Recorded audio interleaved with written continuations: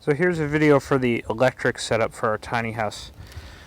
Basically it's just plugged in with a regular extension cord, heavy duty extension cord.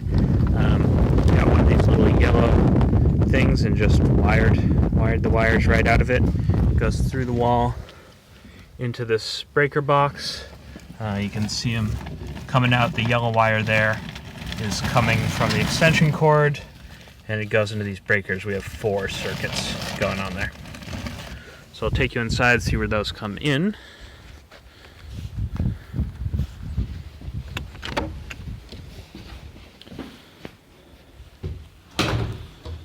So they come into the house here.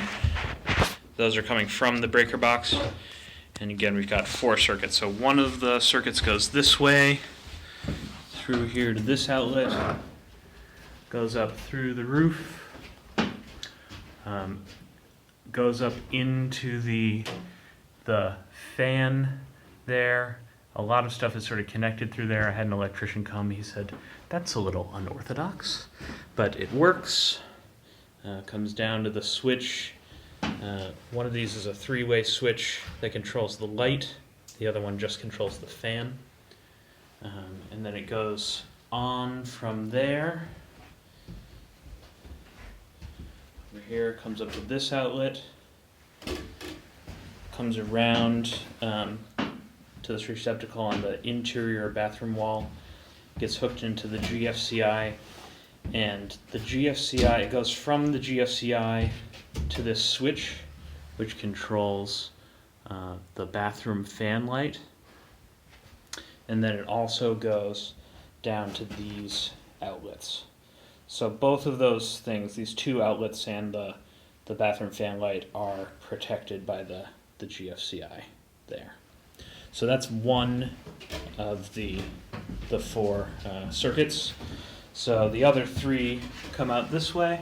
You can see the 3 wires that come along this way. Go around the corner. One of them goes into these receptacles.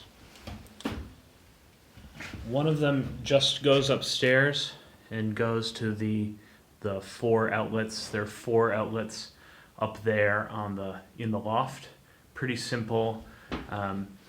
You don't have to do it that way. It's not a load issue. It's just that it's simpler to have a switch that controls those 4. That was simpler for my brain, at least. The other 2